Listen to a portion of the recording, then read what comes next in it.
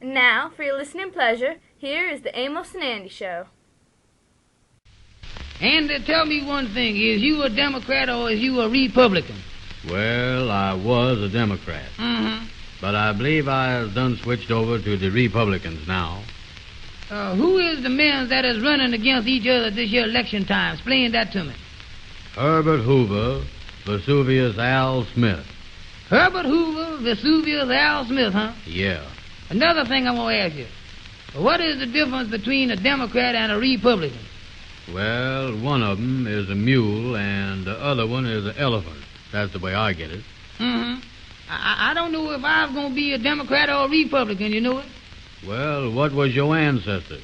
My aunt didn't have no sisters. No, not your aunt's sisters, your ancestors. I mean, how did your old man vote? Oh, my papa, you mean? Yeah, that's it. Oh, Papa used to always vote for the Democrat. Well, then if I was in your place, I would vote for the Republican. How come?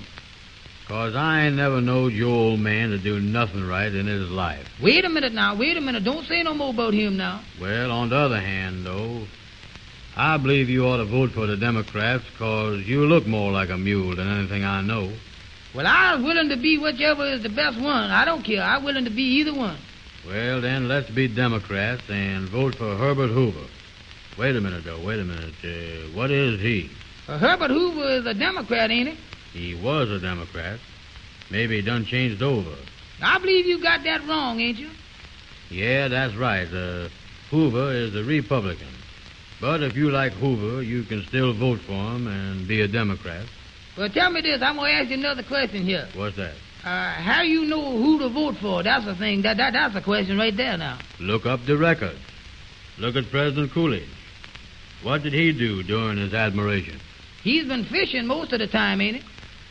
Listen, Coolidge is a Republican, and for the last 4 years or so, he has done had Hoover locked up waiting to put him in office. What do you mean he done had Hoover locked up?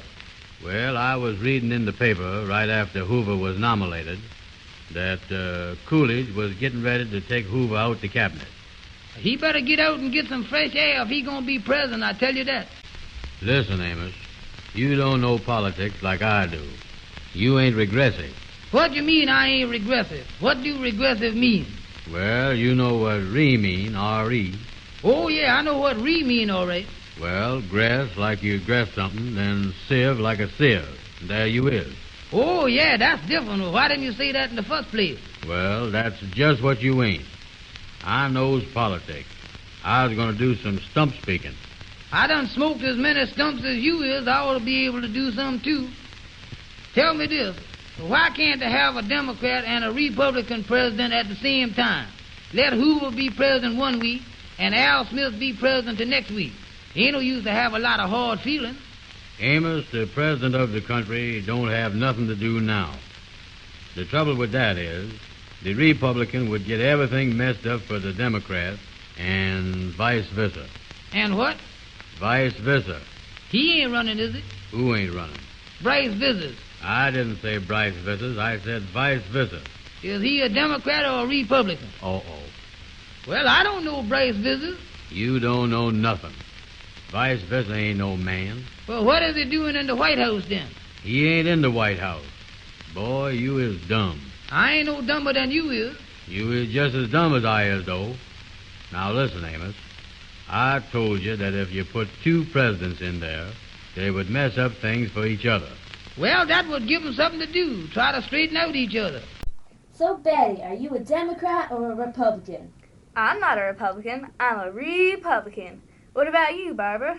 I don't know. Do I look more like a mule or an elephant to you? Well, you got the nose of a mule and the ears of an elephant. Way I see it, you could be either. Well, now, is that supposed to be an insult or a compliment? I don't know. You asked. Well, who am I supposed to vote for, then? Well, there's always Bryce Vissers. Could vote for him.